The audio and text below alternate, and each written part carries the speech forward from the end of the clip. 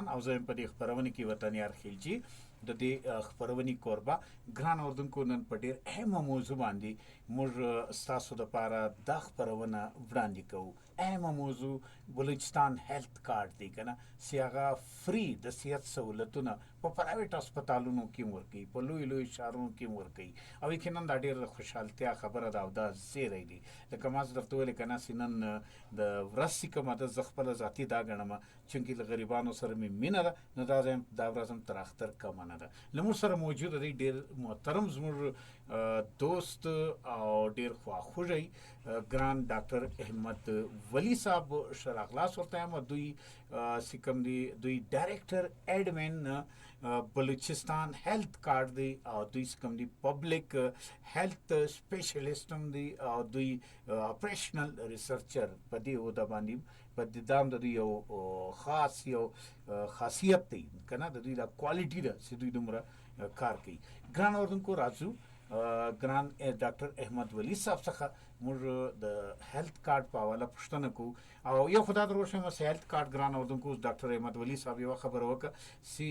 د هر چا شناختي کارت کم دی هغه د هیلث کارت دی. ډېر اسانه شناخت کارت جوړ دی، خو لیکن اوس به موږ معلوموو څنګه چې دا به څنګه ماته معلومیږي که نه چې زه حقداره یم د علاج کولو د هیلث کارت په توسط سره که نه یم. نو شناخت کارت به ګران اورونکو تاسو هیلث کارت دی که نه د دې نمبر چې کوم دی ستا د شناخت کارت دا به تاسو په میسج کې ولیکئ د خپل موبایل او دا به بیا ولږئ 8500 8500 باندې صحیح دی. په دې باندې به تاسو ولېږئ نو تاسو به مکمل لیست راسي چې ته ستا د خاندان دومره نور خلک چې کوم دي هغه د هیلث کارت حقداره دي. نو راځم د ډاکټر احمد ولی صاحب خواته. نو ډاکټر صاحب هیلث کارت بلوچستان هیلث کارت چې کوم دی دا د څومره وخت راسي شروع دی او بل دا د کومو بیماریانو دپاره دی؟ آیا په دې کې ټولې بیماریانې دي او که څه مخصوصي بیماریانې دي؟ نور به بیا راځو د دې په طریقې کار باندې. جی وطنیار خلجی صاحب ته چونکې د هیلث سره ستا ډېر نږدېکت دی، د هیلث مختلفو ټاپکس باندې ته وقتاً فوقتاً موږ سره په رابطه کې یې او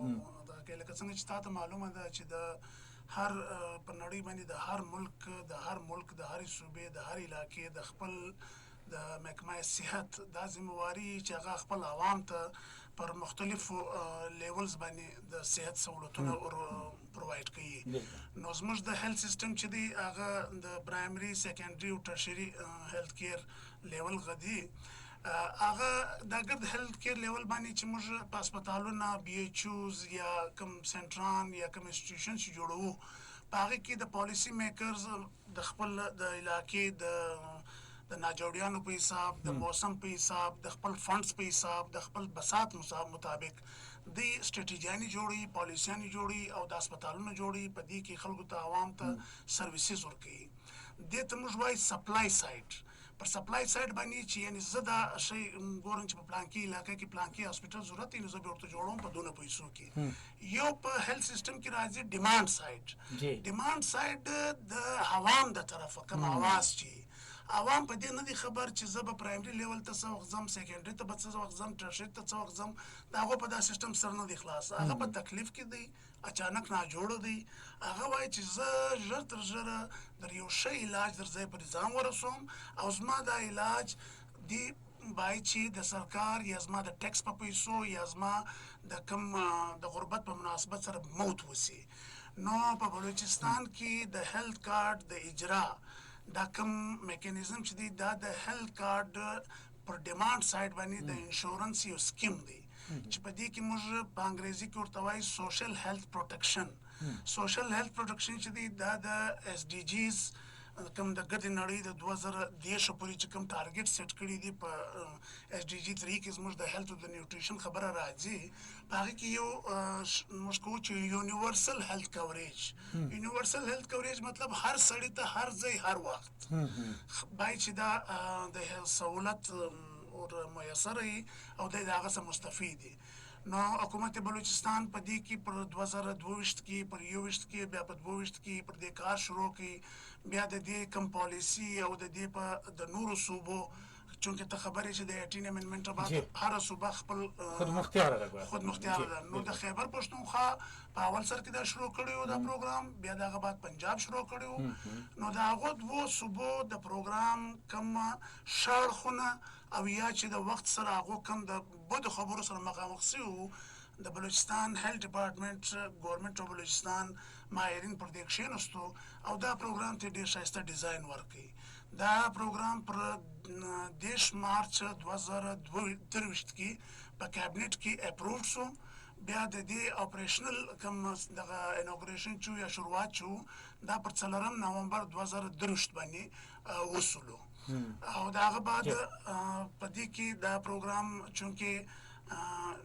درګردلي بینیفټس دا وایم چې یو خدای ګډ بلوچستان د هر شناخت کارت هولډر لپاره دی. دویم الریډي زموږ پارټنر چې کوم د سکیم مشترک د کړی دی سټیټ لایف کارپوریشن د پاکستان چې دی دا هغه الریډي د خیبر پښتونخوا او د پنجاب سره 1200 زیات هسپتالونه په ګرد پاکستان کې پر پینل باندې ولو او د بلوچستان تر دا وخت پورې 3 پرایویټ او سرکاري هسپتالونه په ګډ کې نو 1290 هسپتالونه چې دي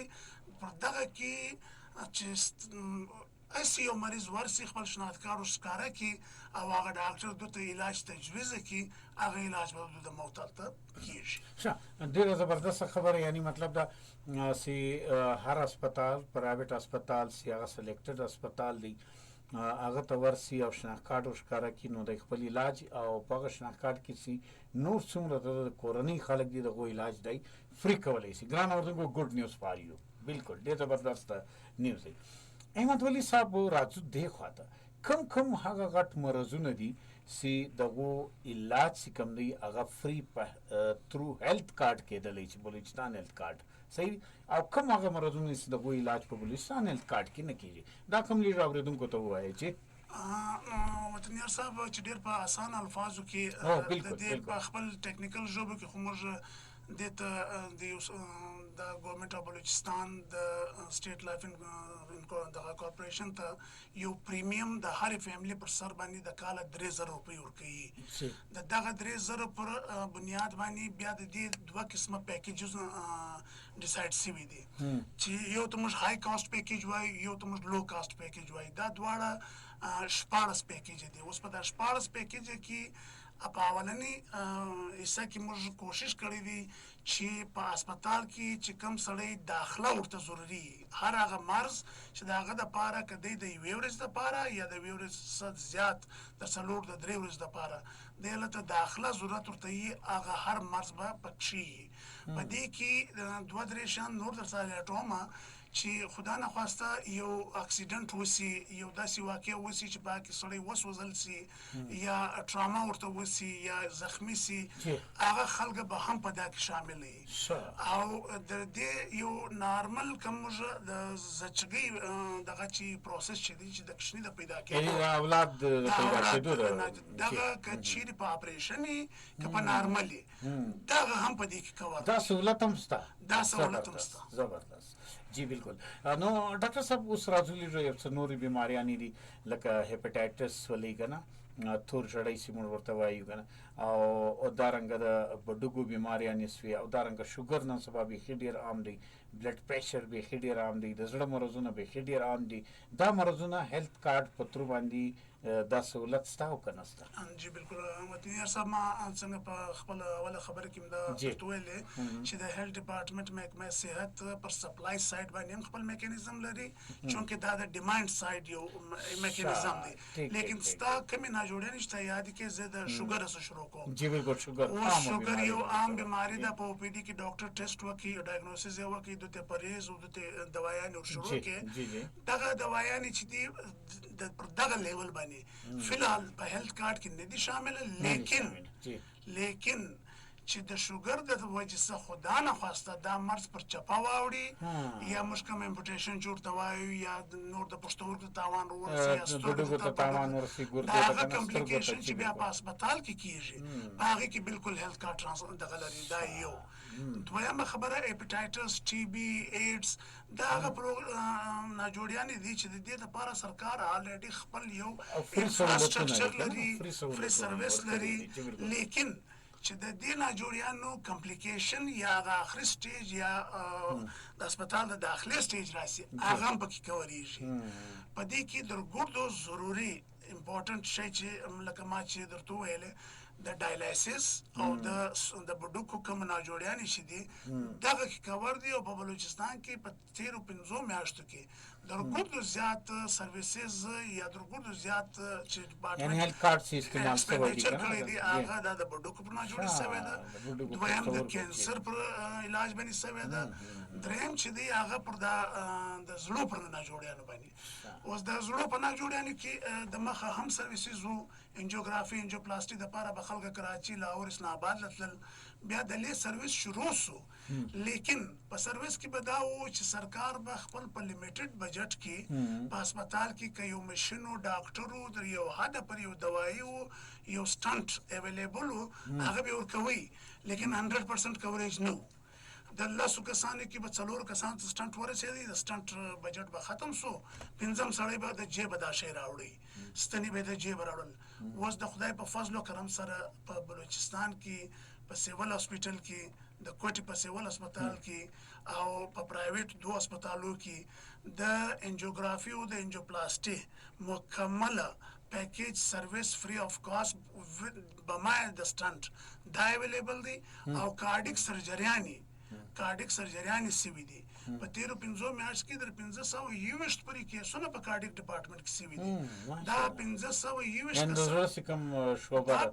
520 کسانان هغه دي چې خدای نه خواسته یا به د علاج پر بر وخت د پیدا کېدو په انتظار کې به یا مړه سو یا که به ورسېدل نو ډېره زیاته خرچه به پر دې باندې خپله راتله. زه د دې یو کوچنی اګزامپل در کومه، زموږ د سیول هسپتال د باندې د یو چولو خرڅونکو ریړۍ والا یو بابا دی، دا بابا د ریړۍ چولې خرڅولې په هغه حالت کې دی ناجوړه سوی دی، هسپتال ته یې ورادننه کړی دی، د دو ټیسټونه چې وسو پر دو باندې هارټ اټیک سوی و، په ګنټه کې دننه د ټیسټونه بیا د هغه بعد د انجیوپلاسټي انجیوګرافي دا ګرده مکمله سوه. هغه بابا چې اوس هر سړی وویني هم سرکار ته دعاوې کوي، هم محکمه صحت ته دعاوې کوي، هم هغه ډاکټرانو ته دعاوې کوي چې وروره که تی نه واسته او دا هیلث کارډ نه وای نو زه به زما ژوند به نه وای. نو دارنګه ډېر اګزامپلان شته، خو ورسره ستا په توسط سره په دې کې څه ډېر سنسټیو انفارمیشنز دي، اساس هغه به هم موږ خلکو ته ورښیو چې پروګرام هم پر مخ ولاړ شي، د خلکو ته فایده هم وسي او سرکار د دې پر ډېر اوږده ټایم دپاره د دې د مضبوطۍ دپاره نور هم اقدامات وکړي. جی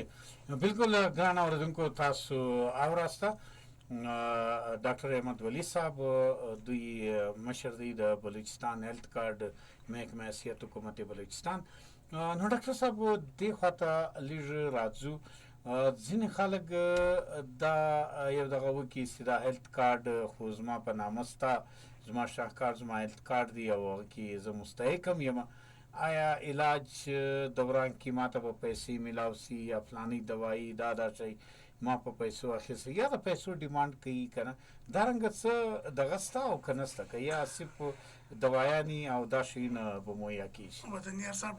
ډېر ضروري، ډېر امپورټنټ او ډېر ښه خبره دی سوال در مخته راته کښېښوئ. د هیلث کارډ بنیادي که موږ د دو کوم د دې شاته مقصد دی، هغه مقصد په انګریزي کې افورډیبلیټي یا د دو بساط د هیلث کیر یا د صحت د ښه سرویس ته پر وخت باندې ورسېدنګ او په دې کې چې کوم مشکلات دوی ته درپېښ شو چې د هغه د جیب یا د پیسو د وجې څخه ممنوعه و، بنیادي مقصد یې هغه دی.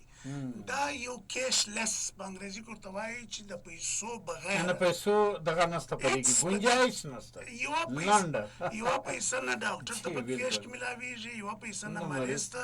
نه بیل شته، نه هسپتال شته. نو لہذا د دوی علاج در خپل د دو د څونه چې سرکار د دو پریمیم ورکوي او د دوی حصه جوړیږي، هغه دو ته د علاج په شکل کې میلاویدی سي، په کیش پیسه کې یا په د هسپتال سره یا د پرایویټ هسپتال سره ډیمانډ کوونک ډېر بچګانه خبره ده. او دارنګه لکه تا ته وطنیار صاحب په خپل کور کې موږ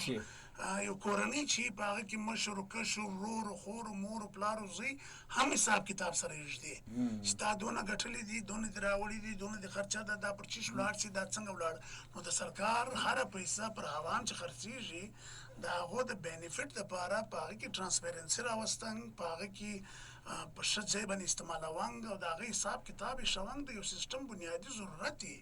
نو په دې کې خلک په دغه غلط فهمي کې باید چې نه واوسېږي چې په دې کارت کې زما پیسه کې پیسې لیکلي دي او دا پیسې به ماته د کال پر سر یا په نیمایي کې په یو طریقه نه یو طریقه په کیش صورت کې ملاویږي داسې یو سیسټم په دې کې نشته بالکل په کار هم نه دی داسې ګور دا یو د قدرت لخوا